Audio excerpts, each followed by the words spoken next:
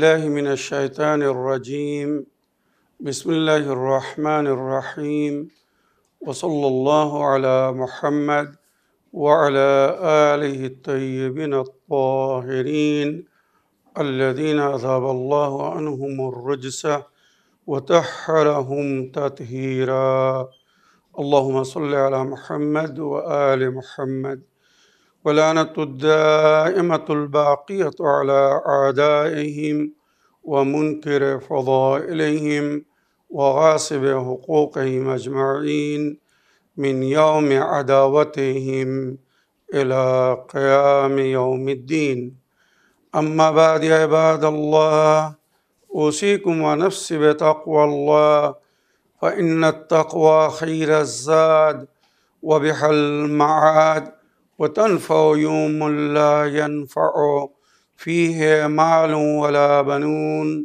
إلا من أتى الله بقلب سليم وصلى الله على محمد وعلى آله الطيبين الطاهرين اللهم صل على محمد وآل محمد وعجل فرجهم আমার প্রিয় দর্শক ও শ্রোতাবৃন্দ আসসালামু আলাইকুম ওয়া রাহমাতুল্লাহি ওয়া বারাকাতুহু। আপনাদের সকলকে আন্তরিক সালাম ও শুভেচ্ছা জানিয়ে আজকের অনুষ্ঠান ইসলাম ইন বাংলায় আপনাদেরকে স্বাগতম জানাই।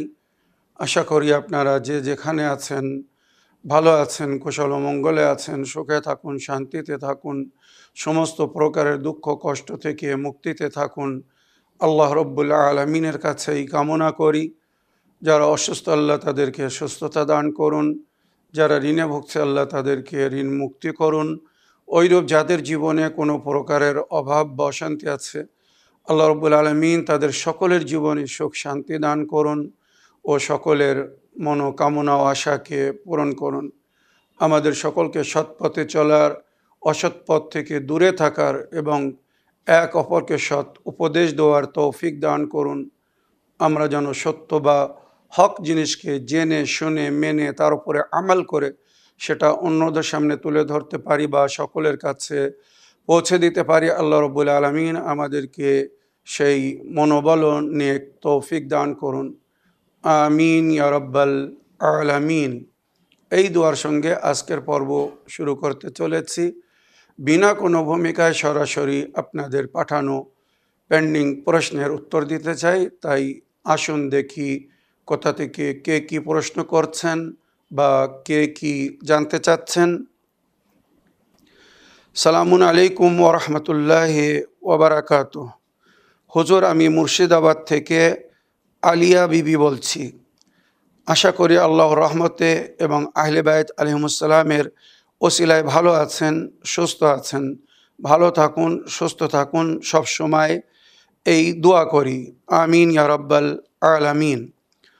হুজুর, আমার একটা প্রশ্ন। সূরা আসর, এই সূরার মধ্যে আল্লাহ রাব্বুল আলামিন কাদের জন্য কি বয়ান করেছেন একটু ভালো করে বুঝিয়ে ব্যাখ্যা করবেন। আপনি ভালো থাকবেন, সুস্থ থাকবেন। খোদা হাফিজ, ফি আমানিল্লাহ। ওয়ালাইকুম আসসালাম ওয়া রাহমাতুল্লাহি ওয়া বারাকাতুহু। আমার প্রিয় বোন আলিয়া বিবি, আপনার চিঠি লেখার জন্য আপনাকে অসংখ্য ধন্যবাদ জানাই। আপনি সূরা আসরের ব্যাখ্যা জানতে চেয়েছেন। পবিত্র সূরায় আল্লাহ রাব্বুল আলামিন বলছেন, ওয়াল আসরি ইন্নাল ইনসানা লাফি খুসর। সময়ের কসম খেয়ে আল্লাহ বলছেন। আসর মানে যুগ বা আসর মানে একটি নির্ধারিত সময়। বিশেষ করে এই সূরার তাফসিরে যেটা লেখা হয়েছে এটি একটি ভবিষ্যবাণী ছিল। কারবালার ময়দানে আসরের সময় যখন নবীর উম্মত এই কোরআনের মান্যওয়ালা আফসোস ইনসানিয়তকে হত্যা করেছিল। শুধু একজন ইনসানকে নয়, শুধু ইমাম হুসাইনকে নয়, মানবতার হত্যা করেছিল তারা। ইনসানকে না, ইনসানিয়তকে মেরেছিল তারা। কেননা কোরআনে আল্লাহ রাব্বুল আলামিন বলছেন, যদি কেউ কোনো একজন নির্দোষ মানুষকে মারে, তার মানে সে পুরো মানব জাতকে হত্যা করেছে। আর ওইরূপ যদি কেউ কোনো নির্দোষ মানুষকে হত্যা হওয়া থেকে বাঁচায়, তার মানে সে পুরো মানব জাতকে বাঁচিয়েছে। এটা কোরআনে আল্লাহ রাব্বুল আলামিন বলেছেন, মনে রাখবেন। তো কোনো একজন নির্দোষ মানুষকে, সাধারণ নির্দোষ মানুষকে মারা মানে মানব জাতকে মারা। আর যারা মানব জাতের মধ্যে সর্বোত্তম এবং শ্রেষ্ঠ ছিলেন,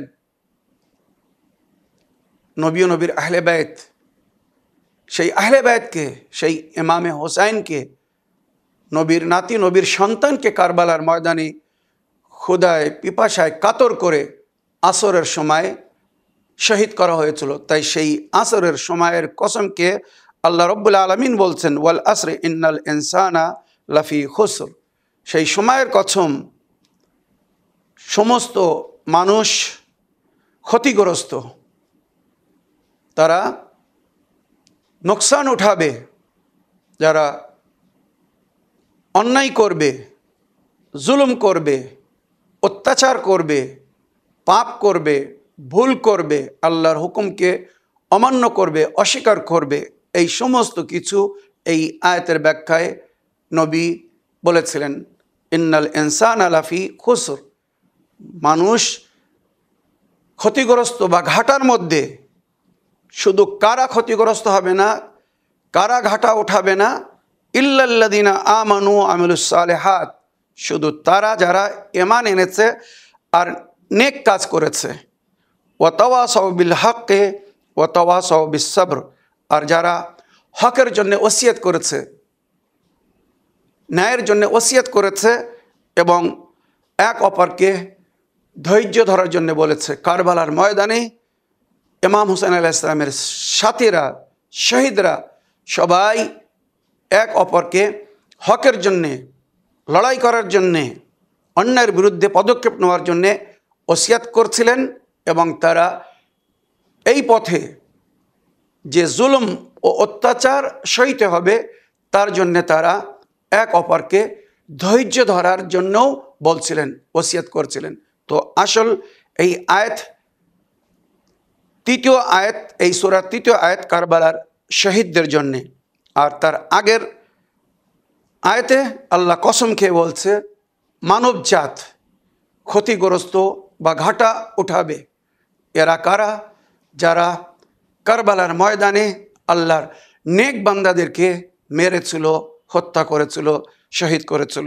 আমার প্রিয় বোন, আশা করি আপনার প্রশ্নে আপনি উত্তর পেয়েছেন।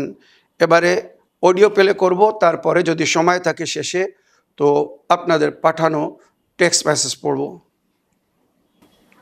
আসসালামু আলাইকুম।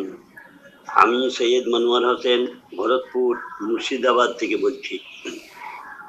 আমি দীর্ঘদিন শরীর অসুস্থ থাকার জন্য কোনো প্রশ্নপত্র পাঠাতে পারিনি। আমার আজকের প্রশ্ন হলো, আগে এই প্রশ্নটা দিয়েছিলাম, হয়তো আমার দেখা হয় নাই, তবু আরেকবার আমি দিলাম, মেহরবানি করে উত্তর দেবেন। আমি দীর্ঘদিন হাতের এবং পায়ের শিরার অসুখে ভুগছি। হাত পা খাট ধরে যাচ্ছে, কোনো ভালো চলতে পারছে না, এবং আমি চলাফেরা করতে পারছি না। আমাকে হাতে পায়ে হেঁটে পেশাব পায়খানা যেতে হয়। আপনি ইয়ার তদবির বলে দেবেন। আসসালামু আলাইকুম, খুদা হাফেজ। ওয়ালাইকুম আসসালাম রহমতুল্লাহি ওয়া বারাকাতুহু। আমার প্রিয় চাচা যান মনোয়ার হোসেন সাহেব, আপনার ভয়েসমেলের জন্য ধন্যবাদ জানাই। তবে আপনার প্রশ্নের উত্তর বা এই ধরনের প্রশ্নের উত্তর আমি বহুবার দিয়েছি, বহুবার ওই সমস্ত সমস্যার সমাধান বলেছি বা রোগের জন্যে উপায় বলেছি। তবু আরও একবার আপনার অনুরোধে বলে দিচ্ছি, জাইতুনের তেলের উপরে দোয়ায়ে মাসলুল পড়বেন। জাইতুনের তেল নেবেন 100 গ্রাম। সমস্ত আয়ুর্বেদিক ওষুধের দোকানে বা মেডিকেল স্টোরে বা মুদিখানায় পাওয়া যায়। জাইতুনের খাঁটি তেল, অরিজিনাল তেল নেবেন। আর ওই তেলের উপরে দোয়ায়ে মাসলুল, সমস্ত দোয়ার অ্যাপের মধ্যে, দোয়ার বইয়ের মধ্যে দোয়া আছে, সরাসরি ইন্টারনেট থেকেও নিতে পারবেন। দোয়ায়ে মাসলুল মনে রাখবেন।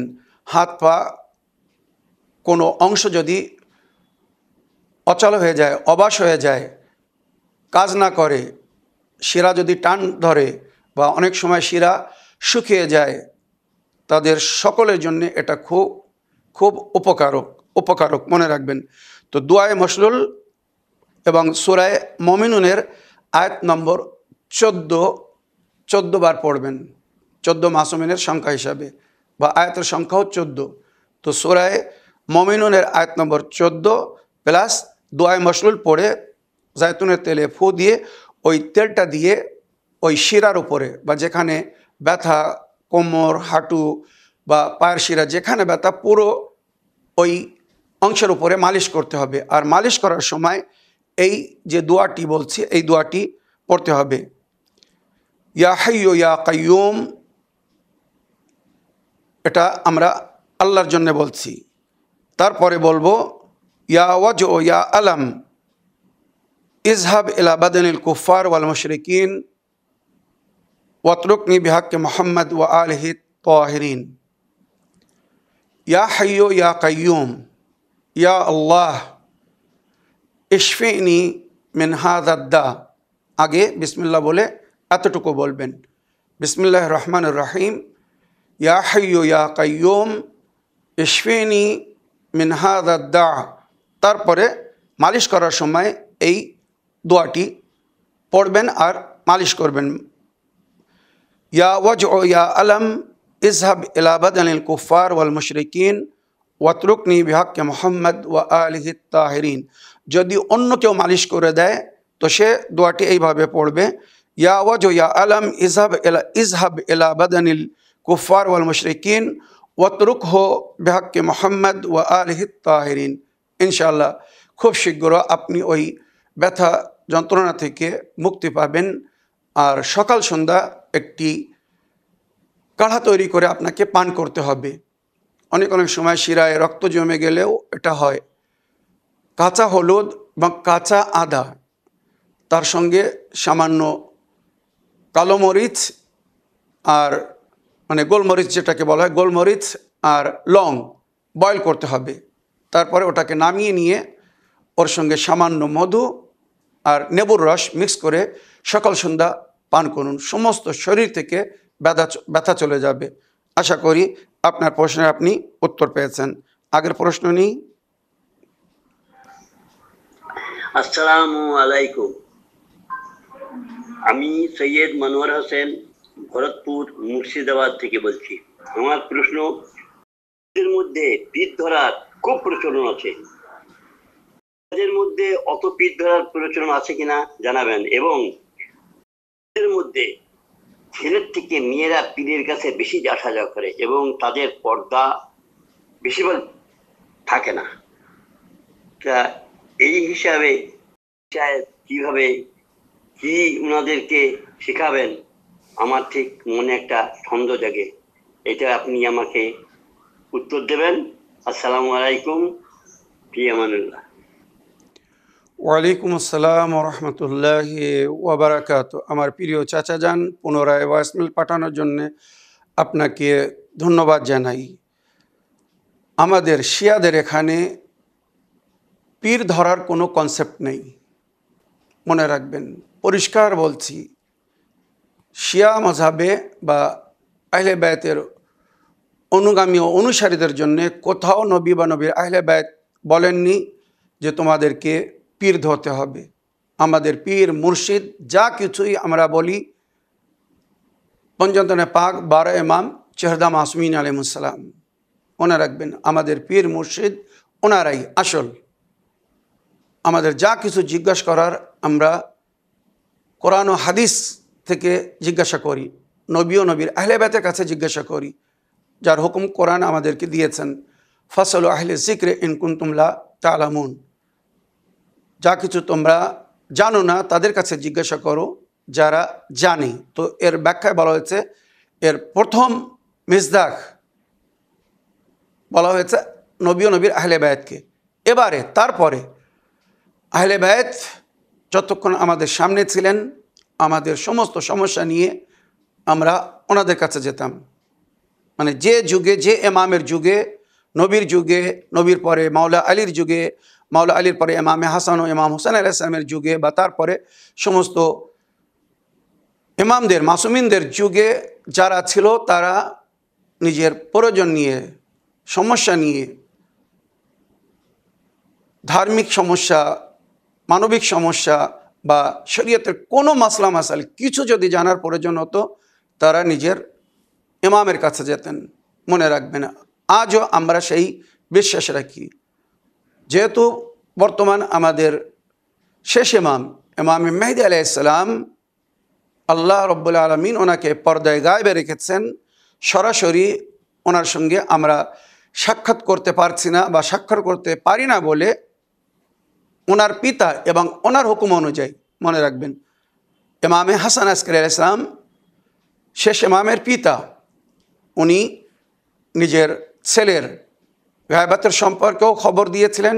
আর এই গায়বাতের সম্পর্কে নবী করিম সাল্লাল্লাহু আলাইহি ওয়াসাল্লামও ভবিষ্যবাণী করেছিলেন যে আমার শেষ প্রতিনিধি ইমামে মেহদি জালিমদের থেকে আল্লাহ তার হেফাজত করবে এবং তাকে বিশেষ একটি পিরিয়ডের জন্যে মানুষের নজর থেকে দূরে রাখবে, মানে একটা পর্দায় রাখবে, গায়েবে থাকবেন, অদৃশ্য থাকবেন, মনে রাখবেন।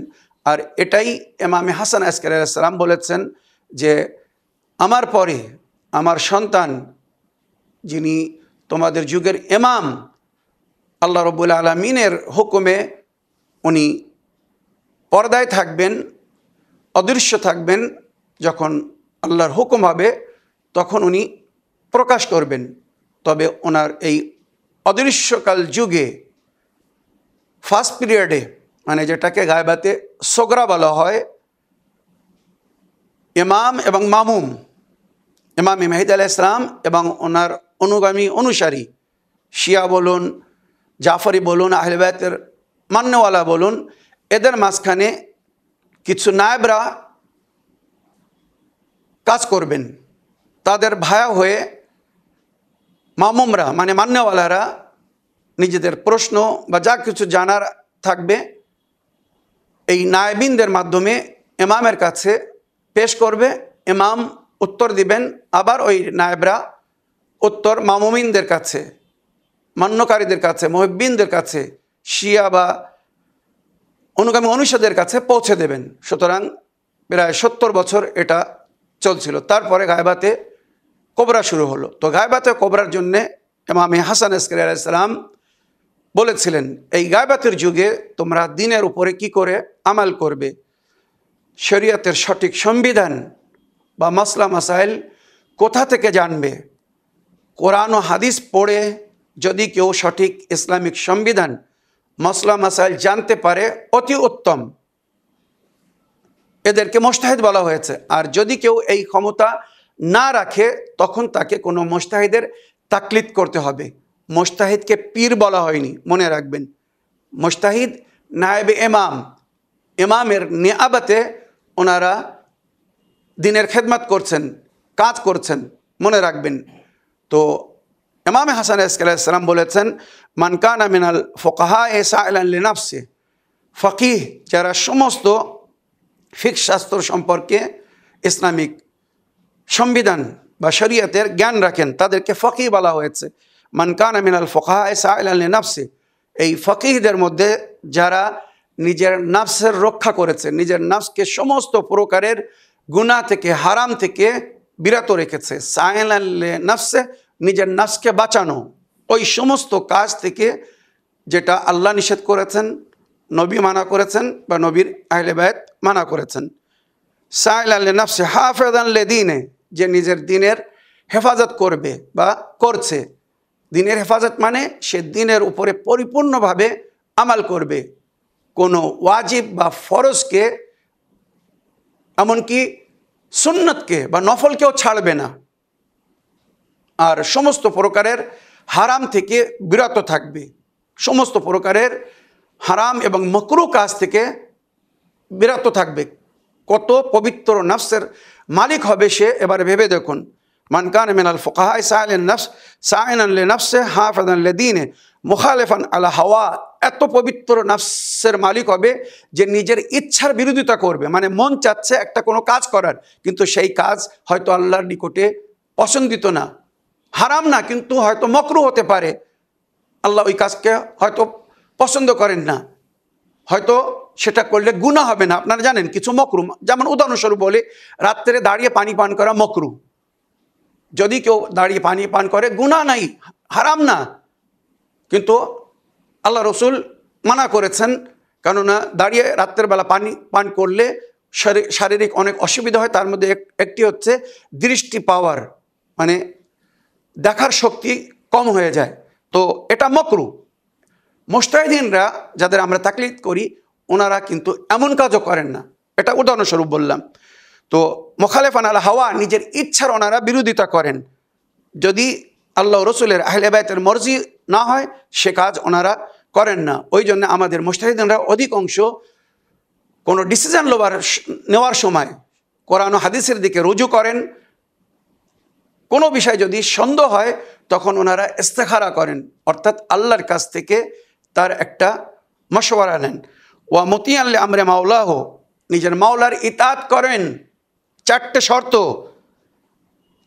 সাইনান লি নাফসি, নিজের নাফসের হেফাজত করবে, হাফিজান লিদীনে, নিজের দ্বীনের হেফাজত করবে, নিজের ইচ্ছার বিরোধিতা করবে, মুখালিফান আলা হাওয়া, ওয়া মুতিয়ান লি আমরি মাওলা, নিজের মাওলা, মাওলা মানে আল্লাহ রাসূল ও আহলে বাইত, মনে রাখবেন আমরা এনাদেরকে মাওলা বলি। সর্বপ্রথম আল্লাহ হচ্ছেন আমাদের মাওলা, আল্লাহ মাওলাই, আল্লাহ হচ্ছেন আমাদের মাওলা, নি'মাল মাওলা ওয়া নি'মান নাসির, তারপরে আমাদের মাওলা হচ্ছেন রসুল, ইন্নামা ওয়ালিয়ুকুম আল্লাহ ওয়া রাসূলুহু, তোমাদের ওয়ালি মাওলা আল্লাহ এবং তার রসুল।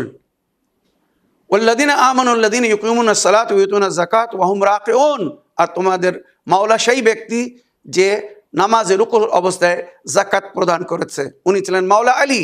এখানে বহু বচন ব্যবহার হয়েছে, সুতরাং মুফাসসিরিন লিখেছেন এই নামাজের অবস্থায় যাকাত প্রদানকারী হযরত আলী এবং ওনার বংশ থেকে যে মাসুম ইমামরা হবেন তাদের গায়েবানা জিকির হয়েছে। তাই আমরা নবীর পরে নবীর আহলে বাইতকে বা ইমামদেরকে নিজেদের মাওলা মনে করি, তাদের হুকুমের উপরে আমরা আমাল করি। তো মুজতাহিদ আল্লাহ রসুল এবং ইমামদের হুকুমের উপরে পরিপূর্ণ আমাল করবে, ইতাআত করবে।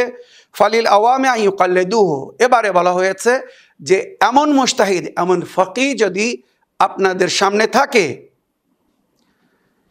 সাইনান লিনাফসি হাফিজান লিদীনে মুখালিফান আলা হাওয়া মুতিয়ান লি আমরি মাওলা ফালিল আওয়ামি আন ইউকাল্লিদুহু, আওয়াম মানে সাধারণ মানুষ এমন ফকিহ, এমন মুজতাহিদের তাকলিদ করবে। তাকলিদ করা মানে কারোর ফতোয়া অনুযায়ী আমাল করা, কারোর আদেশ অনুযায়ী জীবনযাপন করা।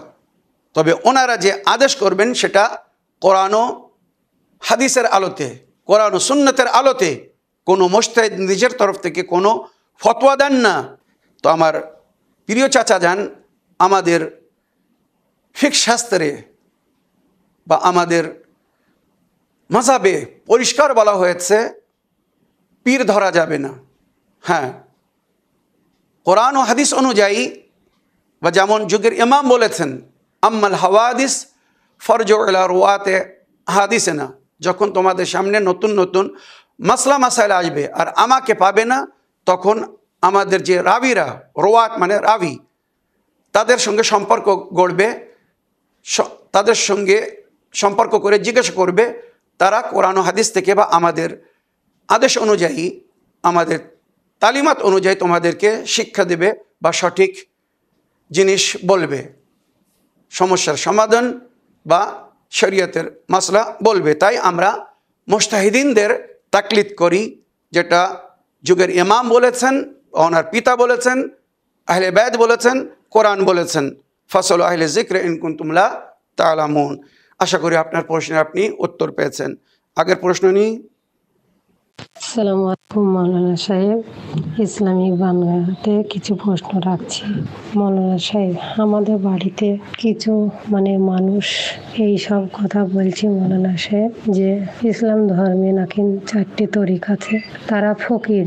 এই যে হাদিস কোরআনে কি লেখা আছে যে গান বাজনা বাজিয়ে যে সব রকম সব জাতি সেই বাড়িতে অনুষ্ঠান করে, দিয়ে মানুষদের দাওয়াত দেয়, আমাদেরও দাওয়াত দেয়। মৌলানা সাহেব, প্রথমে বুঝতে পারিনি, একটা ছেলে সুন্নতি করাবে বলে অনুষ্ঠানে আমাদের দাওয়াত দিল, আমরা সেবাটা গিয়ে খেয়েছি।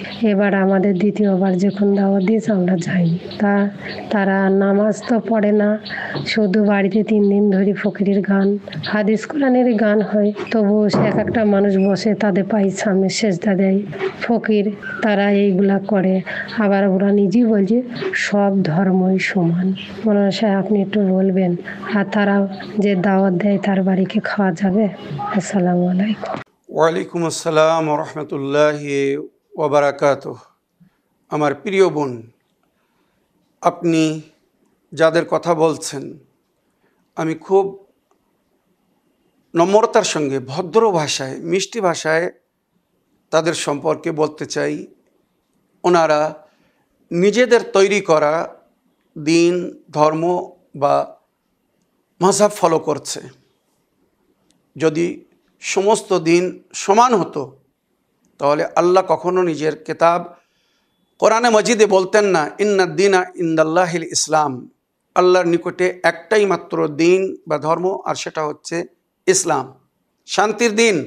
ওমা ইয়াবতাগি গায়রাল ইসলাম দীনান ফালান ইয়াকবাল মিনহু, ইসলাম ছাড়া অন্য কোনো দিন বা ধর্মকে কেউ যদি আপন করে তো আল্লাহ তার থেকে সেই দিন বা ধর্মকে গ্রহণ করবেন না। ওয়া হুয়া ফিল আখিরাতি মিনাল খাসিরিন, আর সে পরকালে ক্ষতিগ্রস্ত হবে। ইসলাম ছাড়া অন্য কোনো দিনকে, ধর্মকে যদি কেউ আপন করে তো সে পরকালে ক্ষতিগ্রস্ত হবে। এটা আমি বলছি না, স্বয়ং আল্লাহ বলছেন পবিত্র কোরআনের আয়াতে সূরা আলে ইমরানের মধ্যে এর জিকির হয়েছে। তো আমার প্রিয় বোন, আমি শুধু এতটুকু বলবো, মানুষ যদি আল্লাহর তৈরি করা দিনকে ফলো করত তো এত দলাদলি হতো না, এত অশান্তির সৃষ্টি হতো না, এত মতভেদ হতো না। যদি কোরআন এবং আহলে বায়তকে ফলো করত। আফসোস, তারা নিজেদের তৈরি করা দিন প্রচার করছে, নিজেদের ইচ্ছা মতো দিনের বা ধর্মের ব্যবসা করছে, আর কিছু না। তাদের কথা হচ্ছে শরীয়তের ওপরে আমাল করার 4টি পদ্ধতি বা দিনের মারফত অর্জন করার জন্যে তাদের হিসেবে 4টি রাস্তা, যেটাকে তারা বলে শরিয়ত, তরিকাত, হকিকত, মারেফত। শরিয়ত, তরিকাত, হকিকত, মারেফত। কিন্তু নবী করিম সাল্লাল্লাহু আলাইহি ওয়াসাল্লাম কোথাও এইভাবে বলেননি। নবী এবং নবীর আহলে বায়ত যেটা বলেছেন, ইসলামিক সংবিধান 5টি জিনিসের উপরে নির্ভর করে। যত শরীয়তের মাসলা মাসাইল আছে এই 5টি জিনিসের মধ্যে কোনো একটা হবে, এর বাইরের কিচ্ছু না। হয় সেটা ফরজ মানে ওয়াজিব হবে, আর নইলে সেটা হারাম বা নাজায়েজ হবে। ফরজ আর ওয়াজিব একই জিনিস, হারাম আর নাজায়েজ একই জিনিস। তারপরে হয় সেটা মুস্তাহাব বা সুন্নত হবে, সুন্নত কাজ, নফল কাজ, মুস্তাহাব কাজ বা সুন্নত কাজ, 3টি একই জিনিস। আর নইলে সেটা মকরুহ হবে। মকরুহ মানে হারাম না কিন্তু পছন্দনীয় না, আল্লাহ সেটাকে ভালোবাসেন না, এটাকে মকরু বলা হয়। হয়তো তার জন্য সে গুনাহগার হবে না, তবে যেমন উদাহরণ দিয়েও আমি বলেছি। আর পঞ্চম হচ্ছে মুবাহ, যেটা করা আর না করা সমান। মনে রাখবেন, যেমন উদাহরণস্বরূপ বলি, নামাজের সময় টুপি পরা, এটা বলা হয়েছে মুবাহ, পড়লেও সওয়াব হবে না, না পড়লেও গুনাহ হবে না।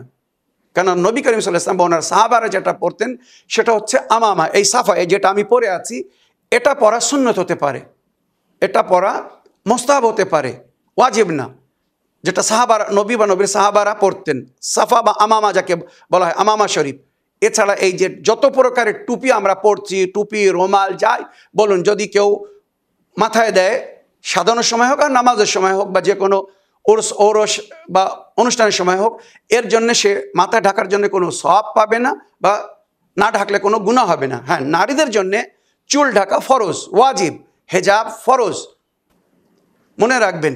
তো আমি এখানে শুধু এতটুকু বলবো আপনার প্রশ্নের উত্তরের শেষ অংশে, যে যারা জ্ঞানী গুণী শিক্ষিত পীর, কোরআন ও হাদিসের খবর যাদের মধ্যে আছে, যারা আহলে বায়তের অনুগামী অনুসারী, আহলে বায়তের তালিমাত দুনিয়ার কাছে পৌঁছে দেওয়ার চেষ্টা করছে, অনেক সুন্দর শিক্ষিত জ্ঞানী গুণী পীররা আছেন, এদের কথা মতো চলা যাবে, এদের কথা মানা যাবে, এদের সম্মান করা যাবে, শ্রদ্ধা করা যাবে, তাদের গাইডলাইন হিসেবে চলা যাবে, কোনো অসুবিধে নেই।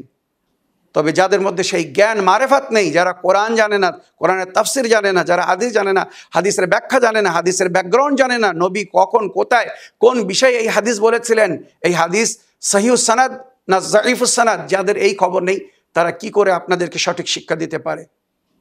তো এই সমস্ত লোকদের থেকে যত দূরে থাকবেন ততই মঙ্গল। আশা করি আপনার প্রশ্নে আপনি উত্তর পেয়েছেন। আগের অডিও নিই। আসসালামু আলাইকুম ভাইজান, আমি পূর্ব বর্ধমান থেকে খায়রুন্নেসা বলছি। আমি একটি প্রশ্ন রাখছি ইসলামী বাংলা। ভাইজান, আমি তাহাজ্জুদ নামাজের সম্পর্কে একটু জানতে চাইছি। নামাজ পড়ছি, হয়তো আর এক রেখাত বেতেরটা আছে, বেতেরটা তো অনেকটা টাইম লাগে, বেতের নামাজটা পড়ছি আর আজান হচ্ছে, সেই অবস্থায় আমি কি করব? নামাজটা তো আমাকে কন্টিনিউ করতে হবে না আমি দাঁড়িয়ে আজানটা সেরে তবে নামাজটা শেষ করব? এটা একটু বলবেন। কোনো দিন দেখি যে আজান 12-10 মিনিট দেরি আছে, সেই দিনে আমি 2 রেখাত নামাজের শেফা 1 রেখাত বেতেরটা পড়ে নিই। আবার দেখলাম যে আজান হয়ে গেল, যে আমার সর্বনাশ হয়ে গেল, যে তাহাজ্জুদ নামাজ আমি ভুলে গেলে আমার এত মনে হয় যেন আমার কি সর্বনাশ হয়ে গেল। হুজুর, আপনি এটা আমাকে একটু বলবেন। আসসালামু আলাইকুম ওয়া রাহমাতুল্লাহি ওয়া বারাকাতুহু। ওয়ালাইকুম আসসালাম ওয়া রাহমাতুল্লাহি ওয়া বারাকাতুহু। আমার প্রিয় বোন, আপনার ভয়েসমেলের জন্য আপনাকে ধন্যবাদ জানাই। একদিন যদি তাহাজ্জুদ নামাজ পড়তে না পারেন তো আপনাকে কষ্ট হয়, এমন মনে হয় যেন কোনো একটা জিনিস আমি হারিয়ে ফেলেছি। এটা আল্লাহর নেক বান্দা বা নেক বান্দিদের পরিচয়। নিঃসন্দেহে এই যে নামাজের প্রতি মায়া মহব্বত, মানে আসসালাতু মেরাজুল মমিন, মানুষ মমিন যখন নামাজ পড়ে, কোনো মোমেনা যখন নামাজ পড়ে তো সে আল্লাহর সঙ্গে কথা বলে। মানুষ যাকে ভালোবাসে তার সঙ্গে কথা বলতে পছন্দ করে। তো এই যে আল্লাহর প্রতি শ্রদ্ধা, সম্মান, ভালোবাসা, এই জন্যে তাহাজ্জুদ নামাজ আল্লাহর ওলিরা কখনো ত্যাগ করেননি। যারা আল্লাহর প্রিয় বান্দা তারা ওই নামাজ কখনো ছাড়ে না, ফরজ তো ছাড়ে না, তাছাড়া এই যে নফল নামাজ, এই সুন্নত নামাজ, তাহাজ্জুদ নামাজ, এটাও কিন্তু আল্লাহর ওলিরা, আল্লাহর নেক বান্দারা কখনো ছাড়েন না। এই নামাজের সম্পর্কে কোরআনের আয়াতে যেটা উল্লেখ হয়েছে, ওমিনাল লাইলি তাহাজ্জাদ বিহি নাফিলাতান লাকা আসা ইয়াবআসাকা রাব্বুকা মাকামা মাহমুদা, রাতের অন্ধকারে, রাত থাকতে, সামান্য রাত থাকতে মানে ভোরের নিকটে, সকালের আজানের আগে তাহাজ্জুদ নামাজ পড়ো নিজের প্রতিপালককে খুশি করার জন্যে। যদি তোমার প্রতিপালক তোমার থেকে রাজি হয়ে যায়, খুশি হয়ে যায়, আসা ইয়াবআসাকা মাকামা মাহমুদা, আপনাকে মাকামে মাহমুদ দান করবেন, সবচেয়ে উচ্চ স্থান। তাই নবী করিম সাল্লাল্লাহু আলাইহি ওয়াসাল্লাম বলেছেন, যারা আমাদেরকে সঠিকভাবে অনুসরণ করবে, অনুগমন করবে, আমাদের কথা মতো জীবনযাপন করবে আর তাহাজ্জুদ নামাজ পড়বে, আল্লাহ তাদেরকে আমাদের নিকটতম স্থান দান করবেন। চিন্তা করুন কত সম্মানিত স্থান পাবেন। তো এটা আল্লাহর নেক বান্দা বা বান্দিদের পরিচয়।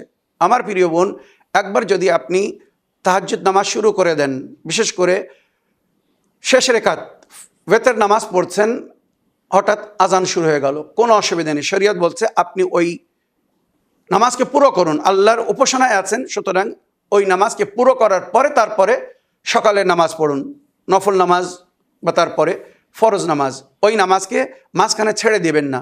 হ্যাঁ, নামাজ শুরু করতে যাচ্ছেন তার আগে আজান হয়ে গেছে, এক্ষেত্রে বলা হয়েছে আপনি সকালের নফল বা ফরজ নামাজ পড়ুন, তারপরে আপনি 1 রেখাত ওয়েতের নামাজ যদি রয়ে যায় কি 3 রাকাত মানে 2 রাকাত শাফা, 1 রাকাত ওয়েতর রয়ে যায়, যতটুকু রয়ে গেছে ওটা আপনি পরেও পড়তে পারবেন, কোনো অসুবিধা নেই। তো তাহাজ্জুদ নামাজ যদি একবার আপনি শুরু করে দেন, বিশেষ করে ওয়েতর নামাজ, তো ওটাকে আপনি কন্টিনিউ রাখবেন, কমপ্লিট করবেন। যেটা আপনি করছেন ঠিক করছেন, কন্টিনিউ করার পরে তারপরে আজান বা একামাত দিয়ে, বা আজান যদি হয়ে যায় তো একামাত দিয়ে আপনি সকালে নামাজ পড়তে পারেন। আশা করি আপনার প্রশ্নের আপনি উত্তর পেয়েছেন। আগের শেষ অডিও নিই। আসসালামু আলাইকুম, আমি সৈয়দ মনোয়ার হোসেন ভরতপুর মুর্শিদাবাদ থেকে বলছি। আমার দীর্ঘদিনের একটা দাবি ছিল যে আপনাদের কোরআন শরীফ বাংলা মানে পাওয়ার, কিন্তু আমি আজ পর্যন্ত সেটা জোগাড় করতে পারিনি। আপনি বলেছিলেন যে প্রিন্ট চলছে, কতদিনে প্রিন্ট হবে তা জানি না, কিন্তু আমাদের এখানে যেসব কোরআন শরীফ পাওয়া যায় সেসব কোরআন শরীফ একটার সঙ্গে আর একটা মিল নাই, যার জন্য আমাদের খুব সন্দেহ হয় যে একটার সঙ্গে আর একটা মিল না থাকার জন্য। তা আপনাদের এই কোরআন শরীফ কতদিনে মানে আমাদের আমরা পাবো সেটা জানাবেন। আসসালামু আলাইকুম ওয়া রাহমাতুল্লাহি ওয়া বারাকাতুহু। ওয়ালাইকুম আসসালাম রহমতুল্লাহি ওয়া বারাকাতুহু। আমার প্রিয় চাচা যান, আপনার ভয়েস মেলের জন্য আপনাকে ধন্যবাদ জানাই। তবে খুব দুঃখিত, আমরা যে কোরআনটি প্রিন্ট করতে চাচ্ছিলাম, এর আগে যেটা ঢাকা বাংলাদেশ থেকে প্রিন্ট করা হয়েছিল তার সমস্ত কপি ফুরিয়ে গেছে। আমাদের কাছে এখন নতুন কোনো কপি নেই, তার জন্য খুব দুঃখিত। তবে আমি চেষ্টা করব কোথাও থেকে যদি 1 কপিও সংগ্রহ করতে পারি তো আপনার পরিপূর্ণ ঠিকানা আপনি পাঠিয়ে দিবেন, আমি আপনার ঠিকানায় পোস্ট করে দেব। তবে এক্ষুনি কোনো ওয়াদা করতে পারছি না। হ্যাঁ, পুনরায় প্রিন্ট করার জন্য আমরা চেষ্টা করছি, তবে এর জন্যে একটি বিগ অ্যামাউন্টের প্রয়োজন আছে।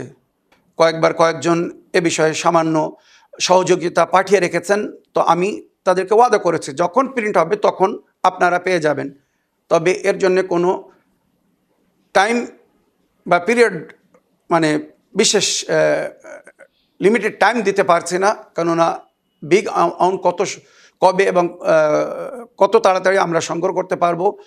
যদি কোনো আল্লাহর বান্দা এ বিষয়ে বিগ অ্যামাউন্ট দিয়ে সহযোগিতা করতে চায় যে হুজুর কোরআনটা প্রিন্ট করুন, আমি আমার মরহুমদের নামে, আমার আপনদের নামে এটা প্রিন্ট করাতে চাই, তো কেউ যদি আল্লাহর নেক বান্দা, ধনী বান্দা, যার কাছে পয়সা আছে, অর্থ আছে, নিজের পরকালের জন্য, নিজের জন্য বা নিজের আপনদের নামে যদি কেউ এই নেক কাজ করতে চায় সে বলতে পারে, আমরা চেষ্টা করব। তবে আমার প্রিয় চাচা যান, আমি এখন কোনো ওয়াদা করছি না। তো প্রিয় চাচা যান, অপেক্ষা করুন, ইনশাআল্লাহ। ইন্নাল্লাহ মা সাবিরিন, আল্লাহ ধৈর্যধারীদের সঙ্গে, সবরের ফল মিষ্টি হয় ইনশাআল্লাহ। আশা করি এবার যে কোরআনটা প্রিন্ট করা হবে অতি সুন্দরভাবে, তো যখনই হবে ইনশাআল্লাহ আপনাদেরকে আমি জানিয়ে দেব।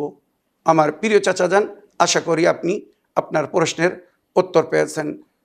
এবারে আপনি একটা যে কথা বললেন যে আমাদের মাঝখানে যে কোরআন আছে, তর্জমা কোরআন, বিভিন্ন অনুবাদকরা, মুতারজিমিনরা তর্জমা করে রেখেছে, তাদের মধ্যে মিল নেই।